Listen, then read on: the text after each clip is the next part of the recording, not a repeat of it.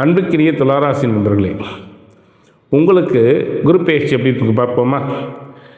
முதல்ல குரு யார்? நமக்கு 10ஆம் இடத்துக்கு வந்துட்டார், பதவி பறி போயிடுமா? குரு நமக்கு யார்?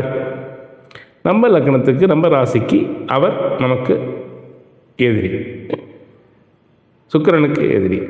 இவர் அசர் குரு, அவர் தேவர் குரு. 2 பேர்த்துக்குள்ள வெவ்வேறு கருத்துக்கள், உடன்பாடுகள். அதனால் இவர் பெரும்பகுதி இந்த ராசி சார்ந்தவங்களுக்கு குரு நன்மை செய்கிறது இல்லை. சரி சார், அப்புறம் அவருக்கு முக்கியமான 6ஆம் பாவம் வேலைக்கும் அடுத்தது முயற்சி முன்னேற்றம் அடுத்த இடத்தை நோக்கி 3ஆம் இடத்தை கொடுத்துருக்காங்க, அவர் கையில் தான் இருக்குது. சார், ஒரு ஆஃபீஸர் நமக்கு வேண்டப்படாதவராக இருக்கலாம், ஆனால் அந்த நிர்வாகம், அந்த துறை அவர்கிட்ட இருக்குது. அப்போ அந்த துறை நிர்வாகம் சம்மந்தப்பட்டது, அது சம்மந்தமானது பூரா அவர் தான் நமக்கு செய்யணும் இல்லைங்களா? அப்போது அவரால் நன்மை உண்டு, தீமை உண்டு. பெரும்பகுதி நமக்கு பிடிக்காதவர், பகையாளி. ஆனாலும் அந்த பாவக ரீதியான நன்மைகளை, அந்த வேலை ரீதியான நன்மைகளை அவர் தான் நமக்கு கொடுத்தாகணும். வேறு யார்கிட்ட போக முடியும்? அவர் தான் போய் நின்று ஆகணும். அப்போ அவர் செய்வாரா? அவர் 10ஆம் இடத்துக்கு வராரே, அந்த நான் தனித்து 10 இருக்கில் பிரச்சனைன்னு சொல்லியிருக்கானே. இப்போ பிரச்சனை வந்துடுமா அப்படின்னா பிரச்சனைகள் கொடுக்கத்தான் செய்யும். 6ஆம் அதிபதி அல்லவா அவர், உங்கள் தன் வீட்டுக்கு 5ன்னு சொல்லக்கூடிய உங்கள் லக்னம், உங்கள் ராசிக்கு 10 இருக்கார் அல்லவா? அப்போ தொழிலில் போட்டி, வேலையில் பிரச்சனைகள், சங்கடங்கள், வேலை சிலருக்கு இழந்து மறுபடியும் புது வேலைக்கு போகிறது, இந்த மாதிரி பல சங்கடங்களை உருவாக்கத்தான் செய்யும். புரியுதுங்களா?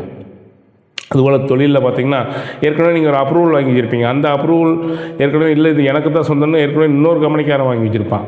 இந்த மாதிரி பல சங்கடங்களை இந்த குரு பயிற்சி கொடுக்கும் என்றாலும் அவரோட பார்வை பாருங்கள் தனஸ்தானத்தில் விடுது. அப்போ தனத்தை அவர் தான் கொடுத்தாகணும், தொழில் மூலம் வருவாய் அவர் தான் கொடுத்தாகணும், கட்டாயம் கொடுப்பார். தொழிலுக்கு தேவையான கடன் வேண்டி இருக்கிறோம், கடன் பேங்க்கில் அப்ளை பண்ணிக்கிறோம், கிடைக்குங்க, கிடைக்கக்கூடிய காலம் அது. நன்மை தீமை 2 உண்டு. ஏன்னா இவர் 6ஆம் இடத்தை பார்க்குறார் 10ல் இருந்து. இப்போ தொழில் ரீதியான கடன் வாங்குவதற்கு ஏற்ற காலம். தொழிலுக்காக ஒரு இடம் வாங்குறீங்க, அந்த இடத்துல ஒரு ஆஃபீஸ் போடணும், இடம் வாங்குறீங்க, வில்லங்கம் இல்லாமல் இருக்குதான்னு பார்த்துக்குங்க. இடத்த வாங்கும்போது அந்த இடத்துல இடம் வில்லங்கம் இருக்குதா இல்லையான்னு நல்லா செக் பண்ணி பார்த்துக்குங்க. ஆனால் இடம் வாங்கக்கூடிய காலம் இதெல்லாம் அமையும். நல்லது கெட்டது 2 கலந்தும் இருக்கும்.